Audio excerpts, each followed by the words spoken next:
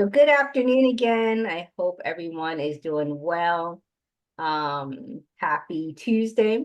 It's hard to believe that we are at the end of May already.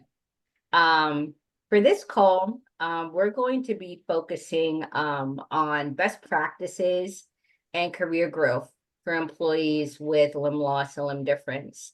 So Paula and I had the opportunity of talking this morning.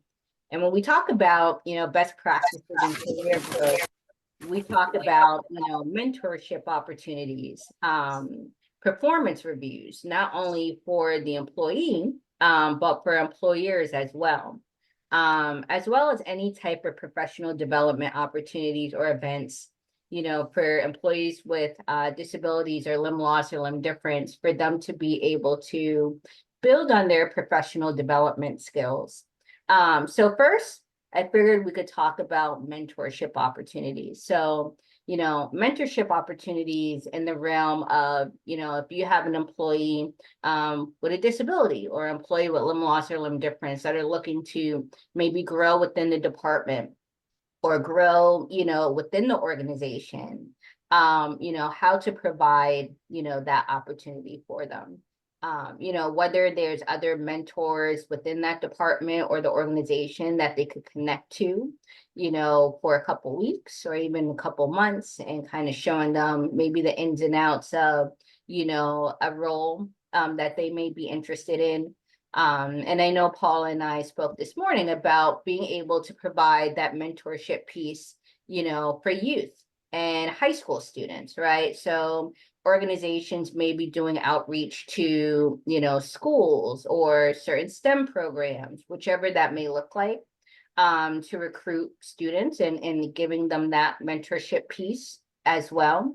Whether it's looking at roles, within Walgreens or Walmart, whichever company that may look like, and giving our young people that opportunity as well. So that way, when they're graduating high school, they know what they want to do because they had that mentorship component.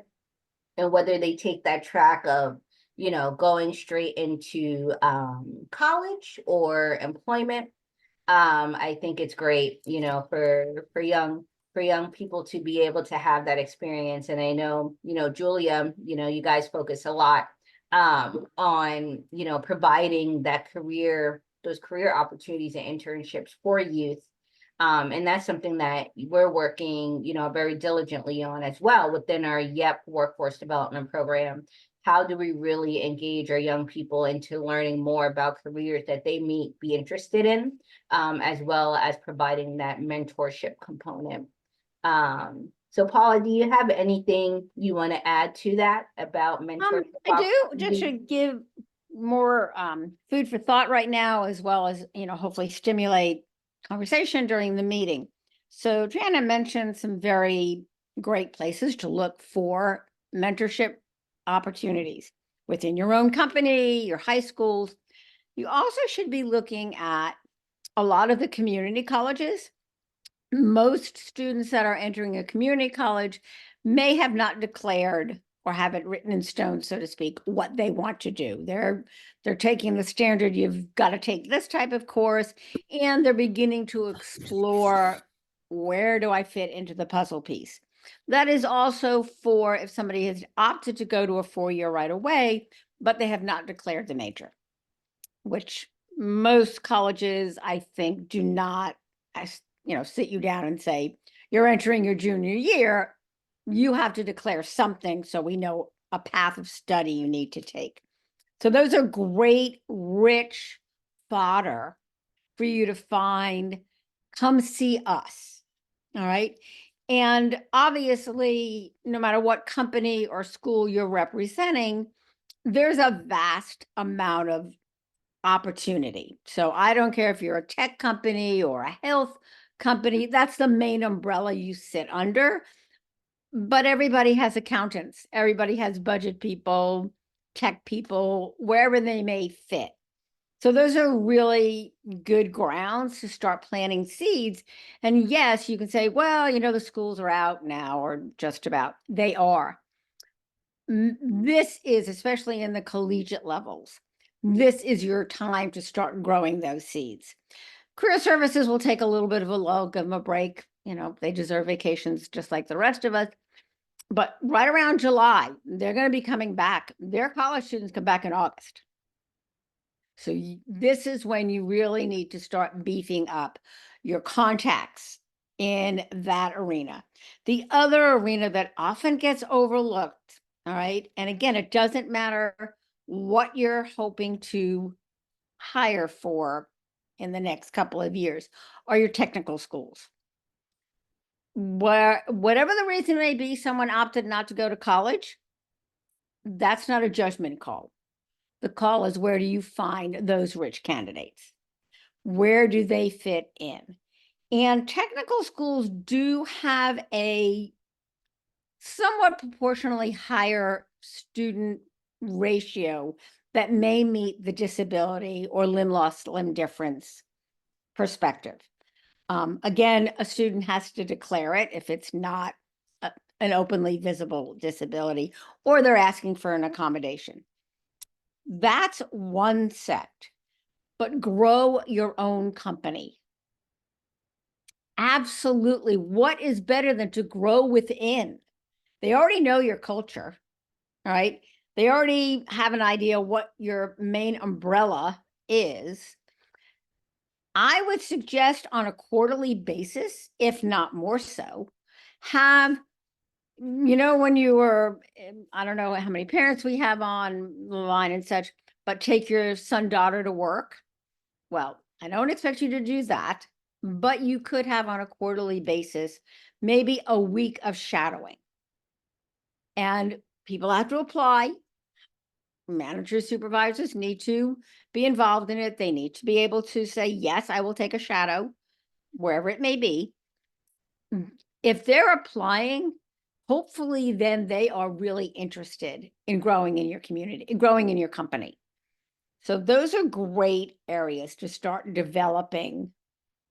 You're a lifelong employee, or at least somebody that's going to stay for 10 or more years. Because when you hire somebody, the expense of hiring that person is not really reaped back into the organization until the approximately third year, because doesn't mean that they're not producing.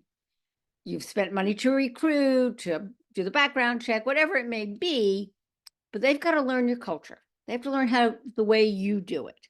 Even if you're hiring at the journeyman level, they need to know you. So you don't want to lose that person, because every time they walk out the door, cha-ching, your company is putting out money again. So that's my spin on that. And I'd love to hear questions, or, yeah, we do that, and here's how we do it.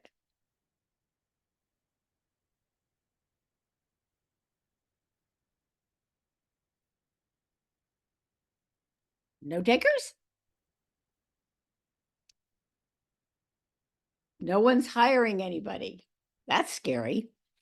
All right, we'll let you kind of, run that through your head a little bit.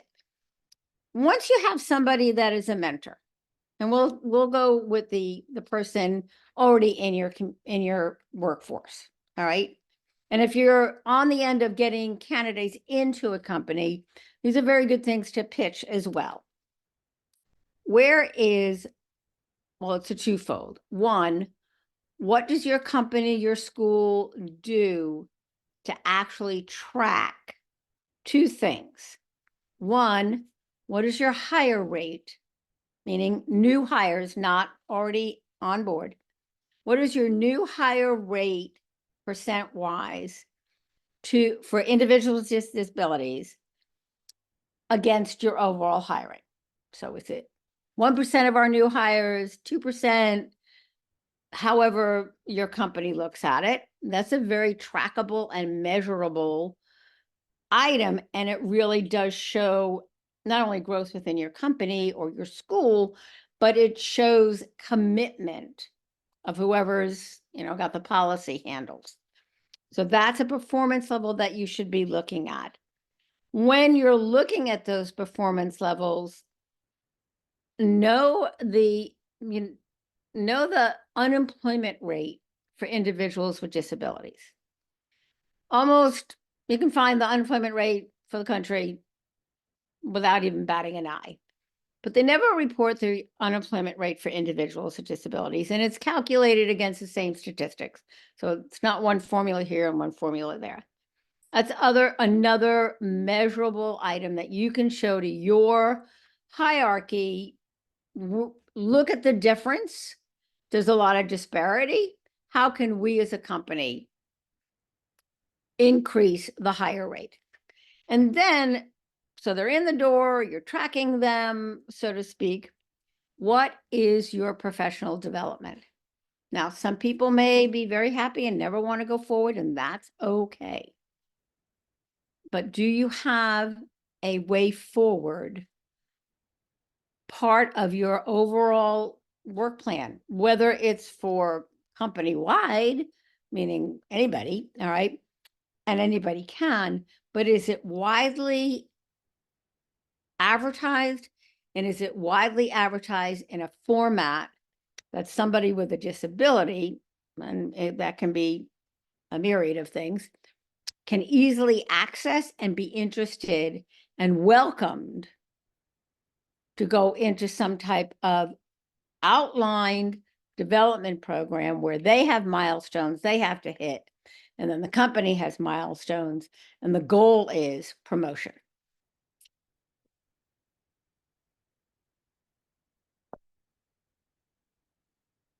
And we'd like to hear your voices.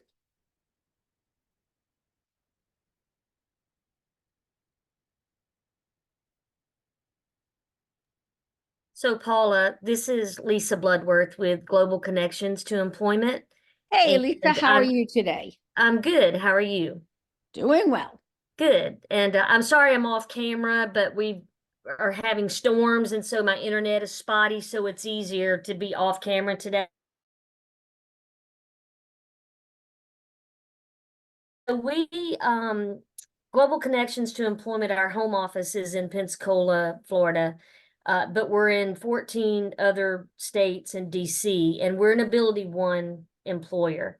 Don't know if y'all are familiar with Ability One, but our mission, is to hire people with disabilities. And so we have approximately 1,000 persons with disabilities working for us across Florida and those 14 additional states.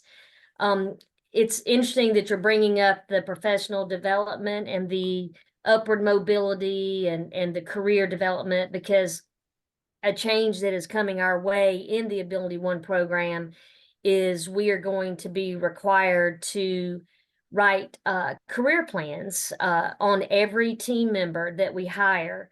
And like you said, their goal could be to just maintain and stay where they are because they're happy and they don't want to progress. Or they may want to promote to a team lead or a supervisor, or from a custodian to a floor tech. So we're in the process now of building that whole process of how we're going to write those career plans and deploy those career plans, how we're going to make sure that their goals are getting met. And there's going to be a lot of activity, surrounding that. But again, it's all about, personal choice and upward mobility, if that's within our organization or external to our organization, whichever one is their preference.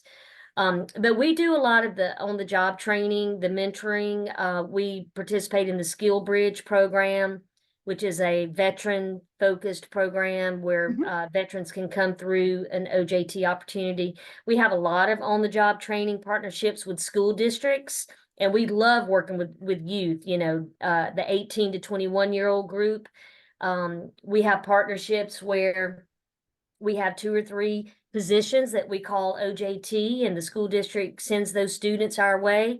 And we, basically give them a 90-day opportunity, and it usually leads to employment, because I don't know if any of the rest of you are hiring, but, getting people has been critical since COVID. So we're looking for, all kinds of ways to get people in, and OJT has been a very good, and mentoring has been a good solution for us. But we are, I did tell Trinae I would send out an email just so people know about us and who we are and where our website is. If you have people with disabilities looking for work, we hire both people with and without, and I will do that. I just have not done that yet. But yeah, so that was what I wanted to say.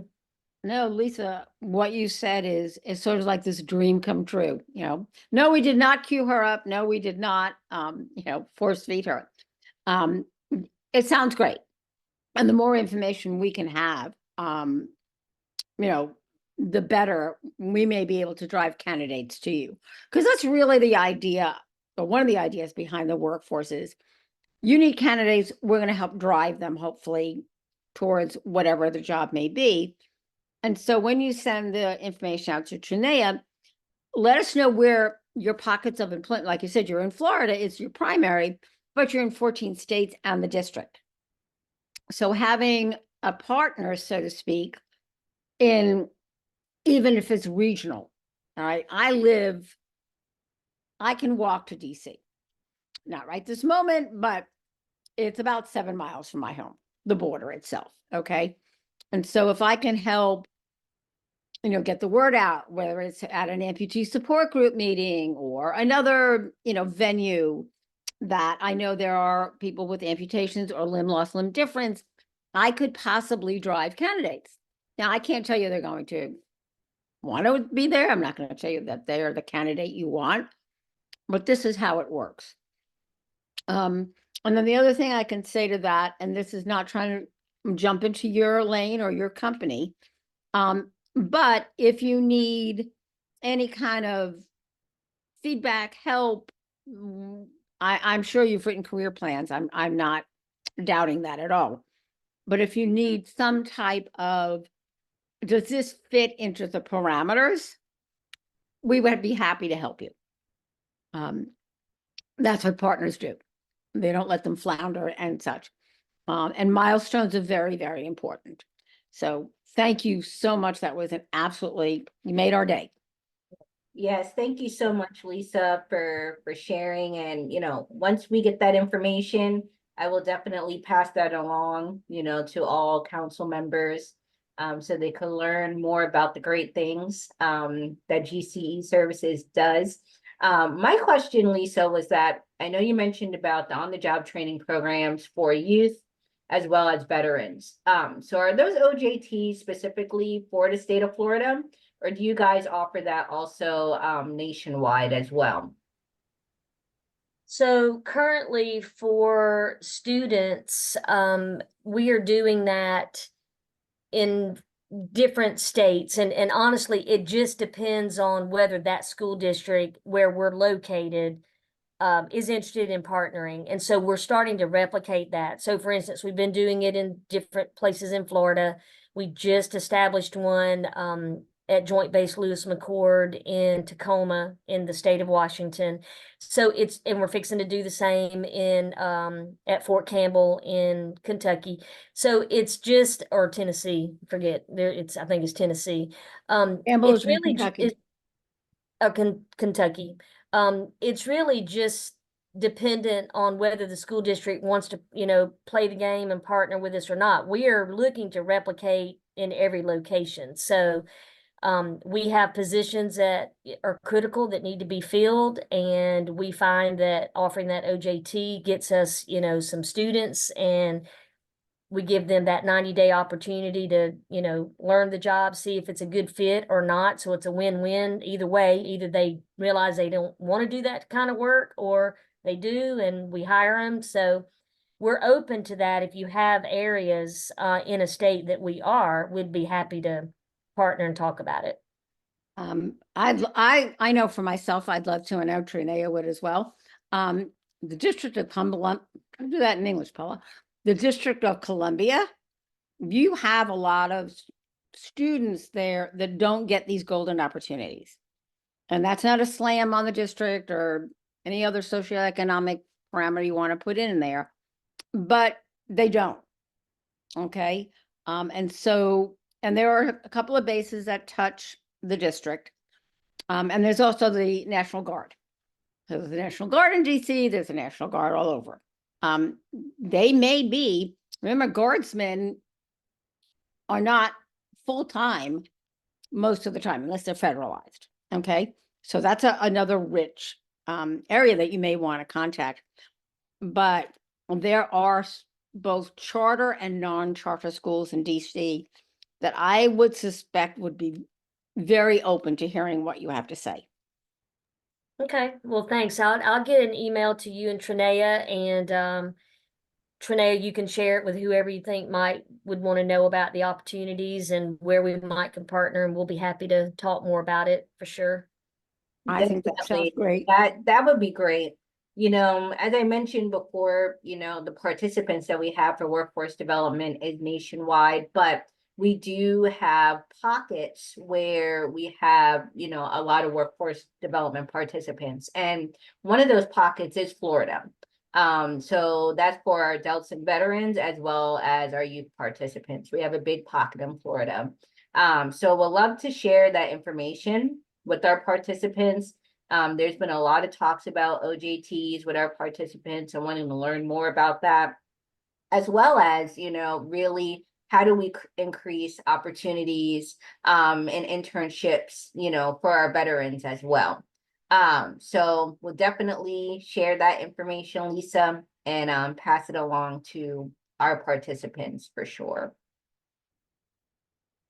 And then also, I know Anne and Lisa Seeley is on the call, and they both work for My Employment Options. So I was wondering if both of you guys or one of you guys could talk a little bit about My Employment Options and what you guys do to assist participants, particularly who are on disability benefits and is looking to either transition off of disability benefits or maybe keep disability benefits and still work part-time, as well as, you know, maybe talking a little bit about, you know, how many participants within your organization you have currently working right now, folks who have disabilities, employees with disabilities.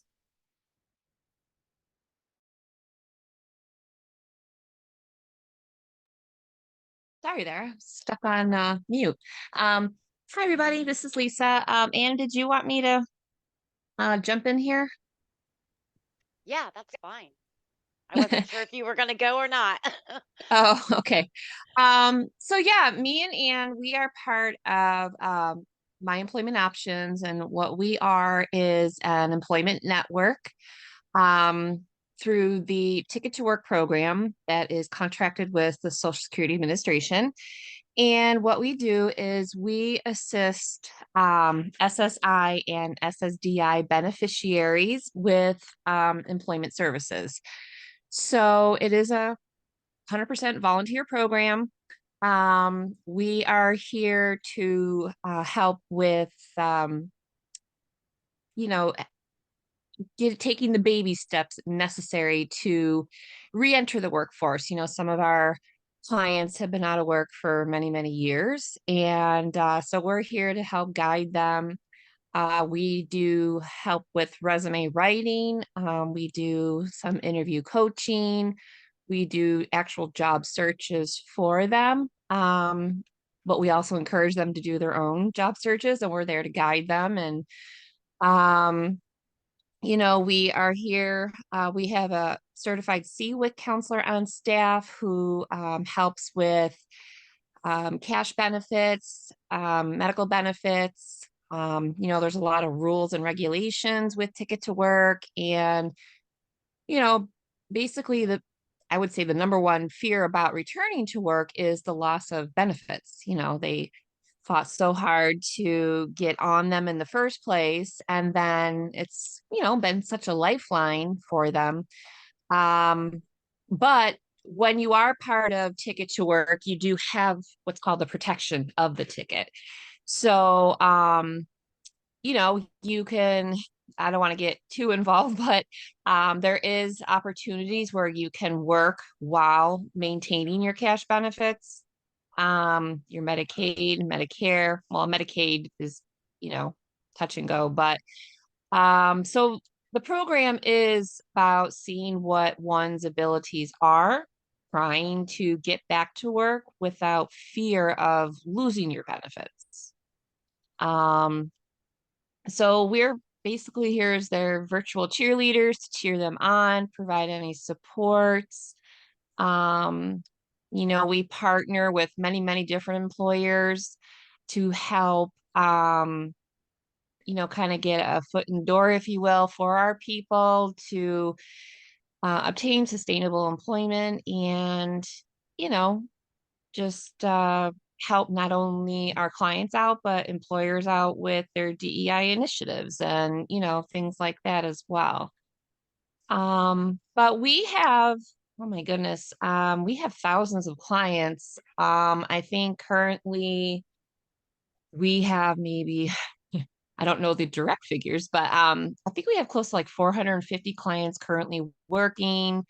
I myself am a graduate of the Ticket to Work program. I have an individual disability, or sorry, an invisible disability. And I was pretty nervous about going back to work myself and didn't know if I could do it, what would happen, just the fear of the unknown. But I graduated off the program 10 years ago, and here I am helping people in the same boat. And yeah, it's very rewarding. It changes lives. And it's a great program. It works. I'm living proof. And I actually did Social Security flew a film crew to my home. It's been several years, but and did a documentary about my journey, and I was one of the success stories of the Choose Network .com. And yeah, it's in my goal, and I think, well, Employment Options goal too, is to get the word out about the program, the Ticket to Work program, because there's so many people that receive, these benefits and have no idea there is such a program existing. And it's really sad because I was one of those at one point, and I knew I wanted to do something. I knew I could do something. I just didn't know where to start, or who to reach out to and things like that. So our mission is to get the word out and to help people re-enter the workforce as comfortably as possible. And yeah, I mean, that's a little bit about us. We do specialize in work from home. We are always looking for work from home opportunities. And what we do help with community placement as well. But yeah, it's a fantastic program. If anybody has any questions about it or whatnot, feel free to send me an email. Anne, is there anything you wanted to add?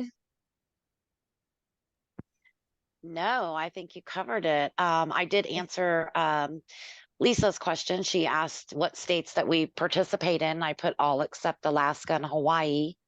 But we're always looking to make new partnerships and get individuals back to work. Yeah, we're a nationwide company, virtual company. I'm actually going to go visit Trinea down at the Amputee Coalition Committee. Oh my goodness, I'm At the lost that conference. word. The conference, yes, in Atlanta. So we're very excited about that. Great. I wrote my own notes. Are they coming to conference? And if not, get us the info. So yes, we will be there. I just got approval from our CEO. And outstanding. Well, I will see you there as well. Oh, good. And that's a small pitch for other people to come to conference. Remember, you can opt, wherever you may be coming in from, but I encourage you to come to the entire conference. However, and there are conference levels where you're paying for the full conference, you're paying for a day, whatever it may be. But if you can only come for, say, a day, then I highly encourage you to come the day of, or at least during the time that the exhibit hall is open.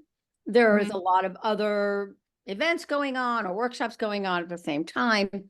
but you get a better feel when you're talking to companies that are providing people with orthotics, prosthetics, wheelchairs, whatever it may be. And there will be a little bit of a career centered aspect of the exhibit hall this year.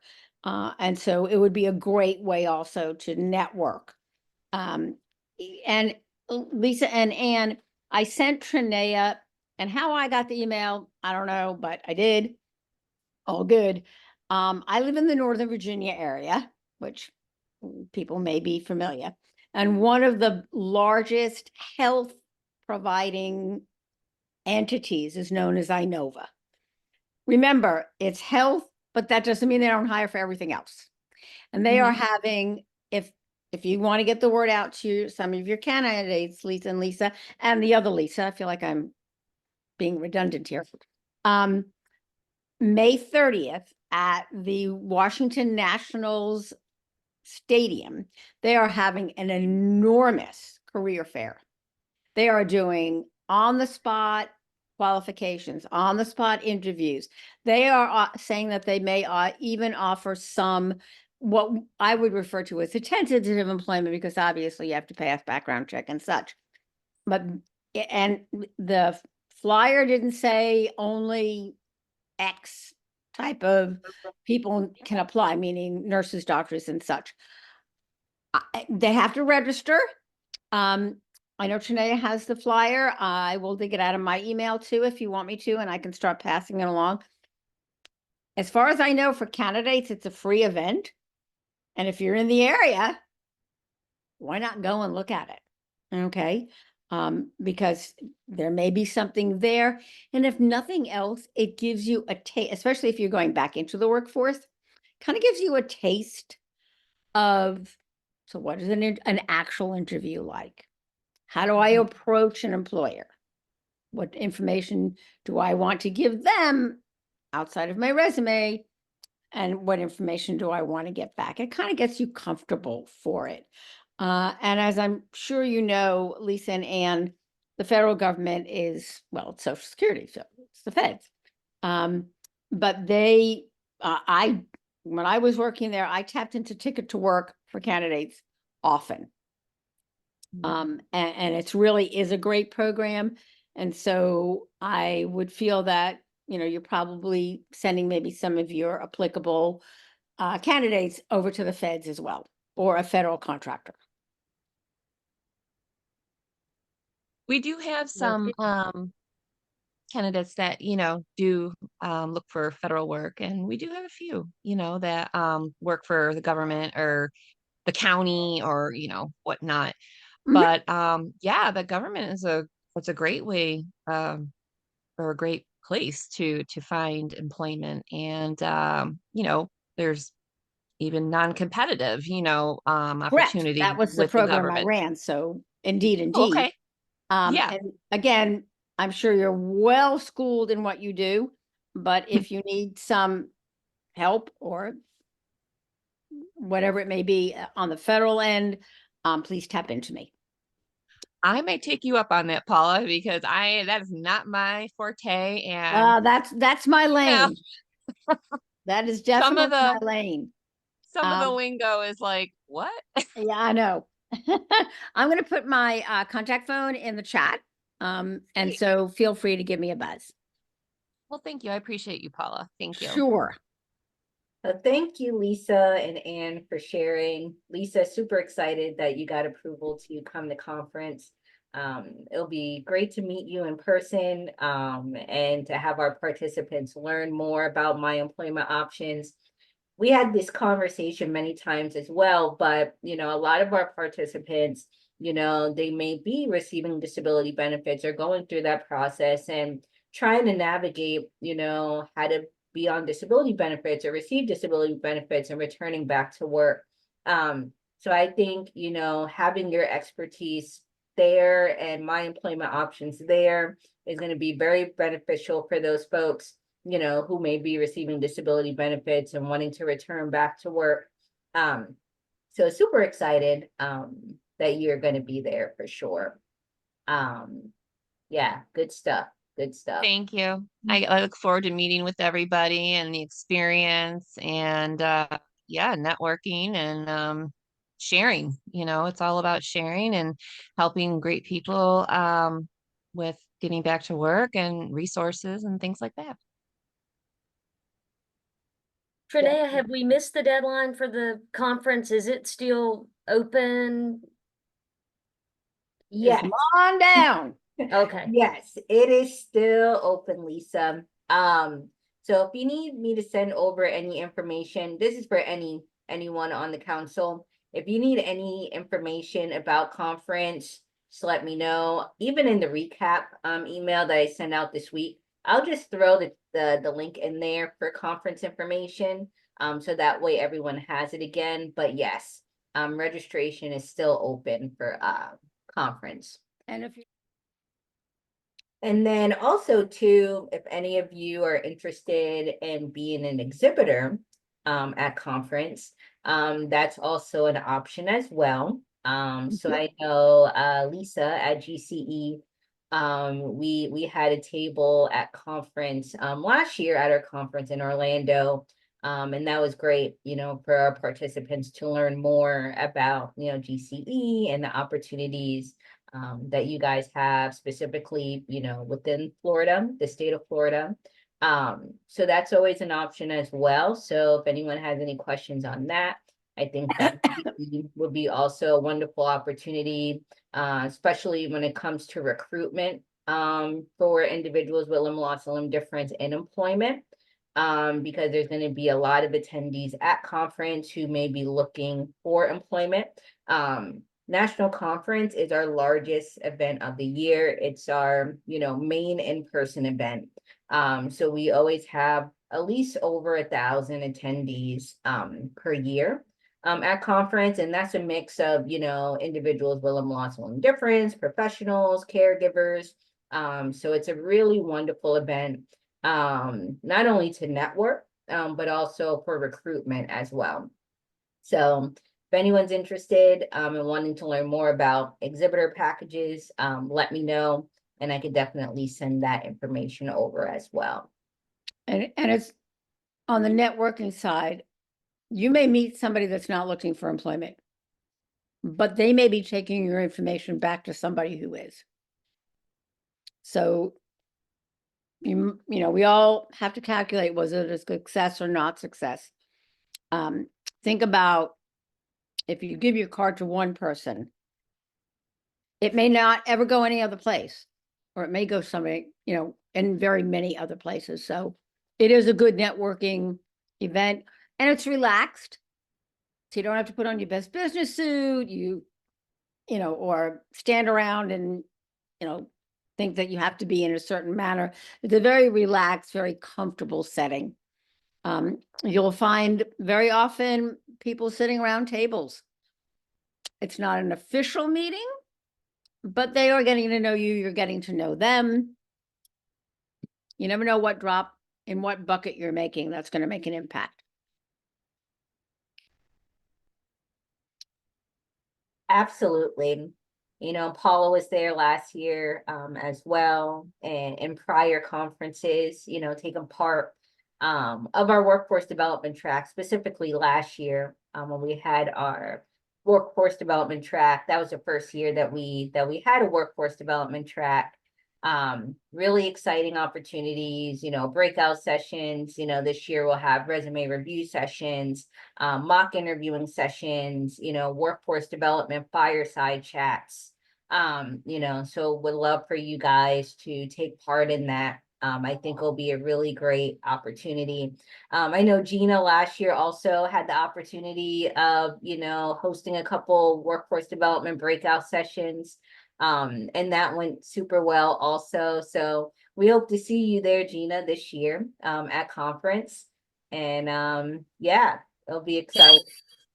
It was great. I've enjoyed it. That was my first AC conference last year, and it was a great opportunity to go around and network. And like Paula said a minute ago, it's sometimes it's not just that person, you know, sitting in front of you talking, but you know, the outreach you had past that. And we got several phone calls, you know, from individuals outside of just those attending. So it was really nice. But I mean, this has been worthwhile just sitting here listening. I have a page of notes I've already written with different groups, and Lisa and everybody, and thank you for sharing your stories as well, because I think it's just beneficial to hear. I was looking up some numbers while we were talking as well, because I know, being a part of Hanger and supporting a lot of those with limb difference and limb loss, obviously, but we have, I think 10% of our employees have recognized as having a disability. So that's close to 600 people that we have on staff as well. And just thinking about the individuals we have working at Hanger, we have a lot of clinicians, that are amputees. We also have, in HR, we just had a gentleman that started with us that he was a patient at one time, and then he just loved Hanger and his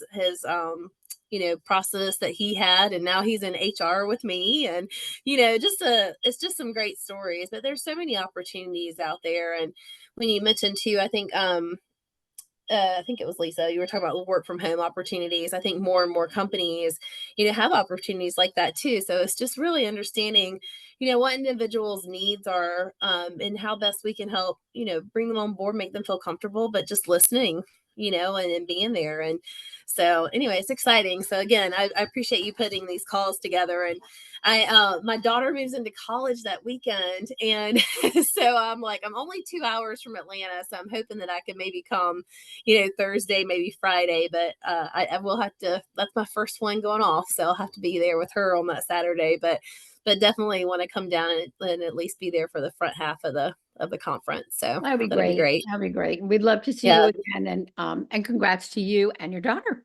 Thank you. Thank you. We're excited. So. Anybody else? Marianne, we haven't heard from you. Your school year, I would assume, is either wrapping up or wrapped up.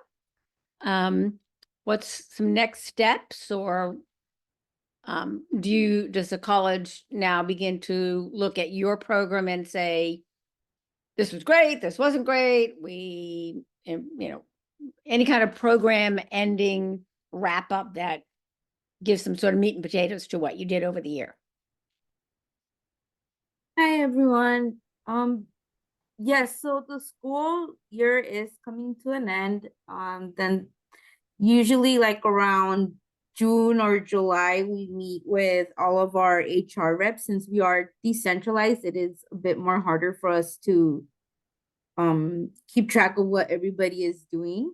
But we do meet in the summer and discuss, what are our goals for the next year? How can we improve? There is a survey that goes out to all of our employees, and that includes, questions related to how did they, questions about like inclusion, diversity, and something else that the school is hosting in the summer is they're asking for volunteers to go out to the campus and do a disability check. So we're gonna go and make sure that like all the buttons on campus work for the doors, that the are actually. I think we lost you. But we also on HR assist the university with that. So that's something that we're looking forward to participate in also in the summer.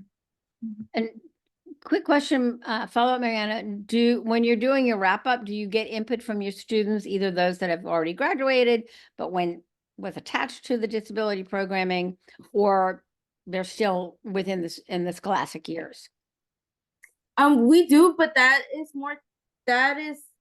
type of information goes to the Disability Center for students. Since I work in Central Human Resources, it's a bit more hard for us to get all of that information. We receive the information from like the employment and academic side. Sounds great. I have a quick question for the employers. Does your company have, and Gina and Lisa, I think, well, a couple of other employers, and I know Lisa and Ann, you're employers, but you are the end of looking for your candidates to find a position. But within your organizations, do you have what is known as an ERG or an employee resource group? And if you do, is it one big happy family, or are they groups defined by a certain characteristic, Asian, Latina, Latino, disability, whatever it may be. We have several ERG groups, just vast majority, LBGQ, we've got the disability group, we've got the veteran network, we've got the resident network, clinicians, so different levels of ERG groups that we have. But yeah, we have quite a few. We actually just revamped our website, so they're probably I think they lost some members, but they're trying to build them back up. So just technology at its finest sometimes. So Exactly. Gina, as a follow-up, how much input company policy wise do your ERGs have? oh, well, there's a lot of each one has a senior leadership sponsor for each one of those groups. So they're heavily involved. So there's a senior leadership member on each one of those. So I would say we listen. I haven't really had that much buy into it to see, but yeah, I mean, I think that each one of them has, good representation of executives that are Well, involved they do have a too. voice So, at the table, so to speak. yeah, Excellent. exactly. Yeah. Yeah, we had a huge veteran network event at our last meeting because it was something through that group. They were like, "Hey, we've never had something on our own." When we went into like our biggest kind of like our conference that we have, and so there was like over I don't know, there was like 150 people or something that went to the ERG group, the dinner that we had. So it was kind of nice to be able to bring everybody together that once you talk online that you actually get to meet in person too. So that was Yeah, kind of it's like, nice. oh, you have a face. Yeah, exactly. The Nice. world of telework is great. Um, I'm glad that you had that. And for the other individuals, of course, on the line, this is the end of May. And before you know it, you'll be pulling out your fall clothing. You're thinking, are you crazy? But look how fast the first half, or just about the first half of the year went. And October is National Disability Employment Awareness Month. And it gets very little recognition, even in the federal government. And I know because I work for them. But in the private sector. So start thinking about what would you do to recognize this other than just a mere banner on, say, a global email that goes out to your employees. I fully respect LGBTQ plus month and Black History and Latino, whatever it may be. But the disability month seems to be like, huh? So I'm giving you that food for fodder. And Natalie, I did see that your hand go up that you also have ERG. No, Lisa, you're the one that just chimed in that you have ERGs. Am I correct? Yes. I think I Yeah. put my hand up too, but yeah, we do at Walgreens. Yeah. Perfect. And are they also, do they have a voice at the table? Yeah, I would definitely say so. The specific ERG for disabilities is called Disability Alliance. I'm Natalie, by the way. I'm with Walgreens, and usually you'll see Julie Oakley's face, but she's double booked today, so she sent me to take notes. I do her role, but I'm in the West, so I'm in Seattle, and I know Trinea, you and I have met because Julie introduced us, which was great. So I'm in that Disability Alliance BRG here. We call them business resource groups. And I think we do have a seat at the table because we put on a lot of events. We have a really active communications channel that's company-wide where we can like share articles and share like best practices that are related to building inclusive teams, hiring, retention, things like that. And we just kind of wrapped up. We were really heavily involved this year in one of the surveys that we do to kind of measure our, I guess, disability efforts and where we're measuring up and where we've got room to grow. So the BRG took a lot of that workload on so that we could be really involved and have those conversations with different departments. So I would say, yeah, we do have a good seat at the table. Yeah, if you did that, I mean, then you're putting directly into the hands of the policymaker. Yeah, absolutely. And that's fantastic. So if your company doesn't have them or they're sort of floundering, It happens, all right? Nobody can do everything. Try to get them back involved, okay? As I say, disability is the one, and you can put whatever bucket you want, inclusive, diversity, whatever it may be, but it is the one that doesn't care. It doesn't care what other group you may align yourself with. It just doesn't. And so I think that voice is, I mean, yeah, I'm obviously a person with a disability, but I still think that's one of the voices that should carry at least some weight because it touches everybody. And unfortunately, and I would not hope this for anyone, sometimes it doesn't hit home until, we'll say, a temporary disability hits. You break your leg, your ankle, you have ankle surgery, you're not allowed to weight bear, whatever it may be. And then, oh, and I see Gina going, and it's true. All of a sudden, the doctor's telling you, 8 weeks, you can't walk. And then all of a sudden the light bulbs begin to flash. So let's make those light bulbs flash. Again, I don't want that to happen to anyone, but let those light bulbs flash beforehand. So it's just a really easy path for everyone.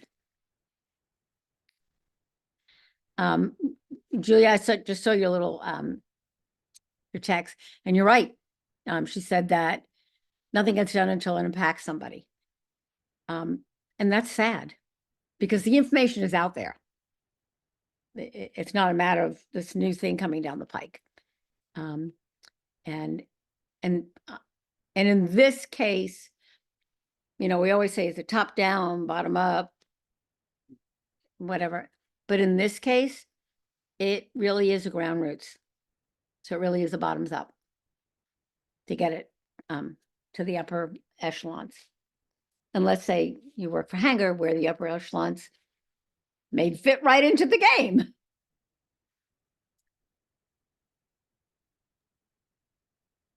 For sure, absolutely. I know we only have 5 minutes left, but I would love to hear from Julia and Maria. So Julia, any new and exciting events or opportunities going on with the National Youth Employment Coalition that we should know about? Like I mentioned earlier, we're really trying to build up, our youth participants within our youth workforce development program and setting them up for success, whether that's an internship or summer job or temp job. So I'd love to learn, what you guys have been working on these last couple weeks. Yeah, I think one thing that might be helpful to flag, we just launched, and I'll put it in the chat, we just launched our second annual summit called Youth Days in Washington, D.C. So Paula, you're 7 miles to walk to the event. Yeah. But send me the information, Julia. Yeah, so it's a really cool event because we do our annual forum every year, and like this year we had it in Atlanta. We're gonna announce the annual forum for next year soon. But the cool part about Youth Days is it is policy focused, and we try to get as many young people and their practitioners to attend. So it's obviously like practitioners are always at the, at our events. They're usually the primary people at our events, but the Youth Days is going to be one where we try to really encourage practitioners to be able to bring their young people. And then they'll be able to go out and advocate on Capitol Hill with federal legislators for, their specific needs in their communities. So it is a really cool event to really empower young people and empower communities themselves to, have the opportunity to talk with congressmen and their staffers. And we'll do some virtual trainings throughout the month of August that people can sign up for. And then the actual event will happen in September. So it's a really cool experience, especially if you have folks that, you would want to have you join you or be able to come as well. So practitioners, young people, everybody alike are invited, and it should be good. Yeah, so the tickets just opened yesterday. That sounds Sounds fantastic. great. Yes, Julia, definitively send me the info because Will do, will do. I would love to be involved in some way. Yeah. I'll copy in some of my staff too, so they can know you and know what I'm up to with this council too. So, just be able to share a bit more. No, that sounds great. And I think it's also a good opportunity to share with our Youth Leadership Council. So we recently launched a Youth Leadership Council for our YEP participants. And we meet once a month virtually. So these are our YEP participants. They take part in an annual project. They also do a lot of advocacy work and things of that nature. So I think this will really be a great opportunity to share with our leadership council members. We actually have a meeting tomorrow night. So I will be bringing that up in That our would be meeting. great. Yeah, Yeah, will be a great opportunity, for that sounds fun. some of our youth participants to take part of. So kind of real quick before we wrap up, part of our Youth Leadership Council, we really focus on engaging, participants, high school students particularly, so particularly like 15 to 17 years old, and different professional development opportunities. So I know, Julia, you and I had this conversation months prior, but one of those opportunities was having our youth go to the American Public Health Association conference last November, where we were traveling. It was me and two youth. We had the opportunity to travel to Atlanta and give a presentation to one of the largest public health conferences in the world. So there's people nationwide and globally that go to the conference. We also have an opportunity where our youth will be presenting to the CDC to talk about, their presentation that they presented at the APHA conference. So these are opportunities that we want to prepare our youth for. And I think, one of those, and we were talking, within my department, how do we get youth, in Washington, D.C. and Capitol Hill to really be able to advocate, for their needs and whichever form or capacity that may look like. So I'm on board with it. I will definitely share that out at our council meeting, our leadership council meeting with our youth tomorrow night. I got the link in the chat, so I will definitely pass that along for sure. And then I know we're at 4 o'clock. Maria, do you have anything to share before we close out for this afternoon?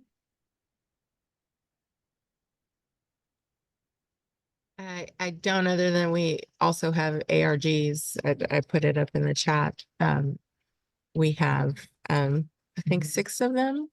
They are characteristic based and they all have an executive sponsor. That's fantastic. Thank you. You made our days. Absolutely. Well, as always, meeting was great. I will make sure to send out the recap meeting for this afternoon's meeting call and any talking points or topics that we discussed.